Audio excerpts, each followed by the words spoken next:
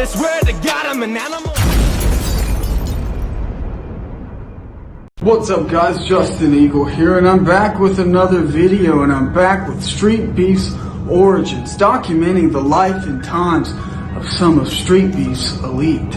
On today's episode of Streetbeefs Origins, we're going to talk about a young fighter named Lord Esteban, who would go through a life of struggle and low points and triumphs and victories. I mean, this one's pretty interesting, so buckle your seatbelts because it's going to be a bumpy ride. Lord Esteban, aka Esteban Ramirez, was born on September 25th, 1997 on a Thursday in Elkton, Virginia. Esteban is 22 years, 6 months, 3 weeks, 5 days old, and he's been walking this earth for 8,243 days. That's a lot.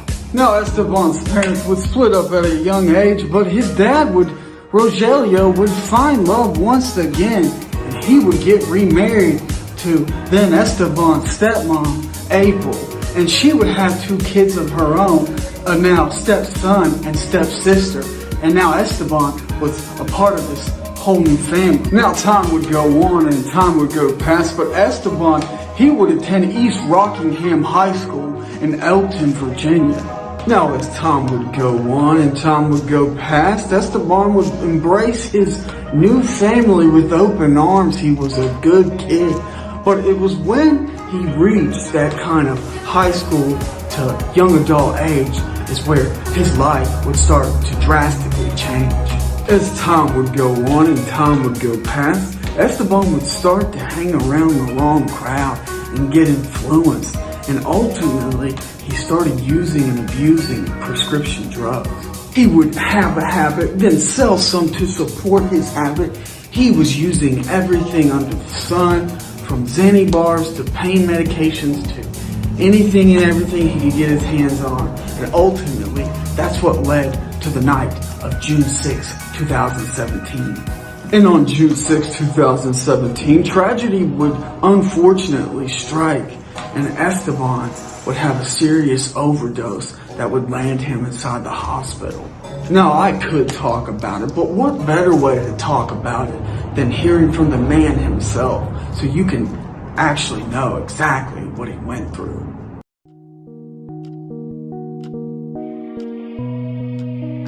And drove home. And when I got there, I remember snorting like 6 perk 30s, which were really fentanyl. And I think I got to the 5th and the 6th one or something. I just passed out, bro. And I remember waking up in the ambulance. I'm just like, what the fuck is going on? And I passed out again. And then I wake up one more time, and I have doctors all around me. It was the craziest shit. And I had like I guess oxygen in my mouth, and I kept taking it off. I was like, I can't breathe, and I kept taking it off, and the doctor was like, yo, if you don't put that back on your face, you are going to die. And I just got mad, bro, and I just left that shit. I was so mad about that. But yeah, so I ended up waking up again, and I see my family there, and I had this big tube in my mouth, and they just pulled that shit out, bro. That shit had to be like that long and like this big, no homo. but yeah, and then I remember I asked my dad about that. He said he heard me like just shaking on the bed when they took that out and just yelling, and then I passed back out and I woke up, my family was there, and 2 of my closest friends, like I loved them for that, bro. Like I hadn't seen them in forever, you know, didn't really message them, ask how they were doing. I was getting fucked up all the time, but they were still there when I woke up, so I love you guys, and I love my family that was there too. When all this happened, I wasn't in also the best relationship either. After that had happened, I didn't really try to clean my life up, you know. I went back to doing the same old shit for probably like 2 weeks, and one night I had taken some acid, and I looked on my Snapchat and looked at my old stuff, and I saw when I had dyed my hair blonde, and it was kind of like the start of everything. And I just saw, when I started scrolling back up and I saw pictures of me in the hospital, it was like a time bomb that just, like a ticking time that just went off in my head. I was like, what the fuck? I looked in the mirror and I just remember hitting myself. I was so mad, and I was like, dude, what the fuck are you doing? I was like, you're wasting your life. Like, you're a piece of shit. You're a loser. Like, you might as well have died. Like, you might as well have died. There's no point, dude. You're hurting everybody around you. And I was, that fucked me up, bro. But that's when I knew. I was like, yo, I got to clean my life up. I have to. I got to clean my life up. I have to.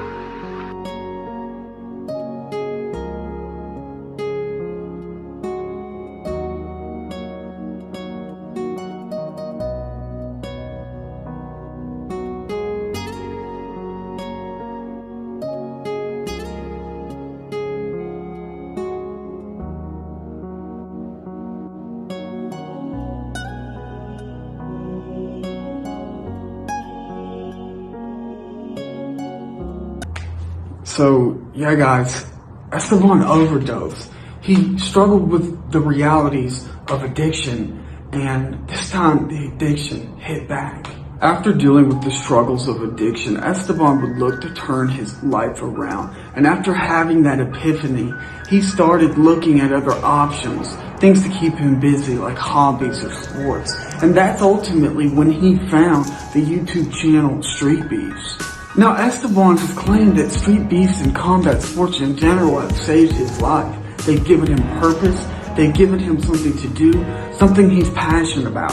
He's always said that he loves fighting and he loves boxing, wrestling, and competition.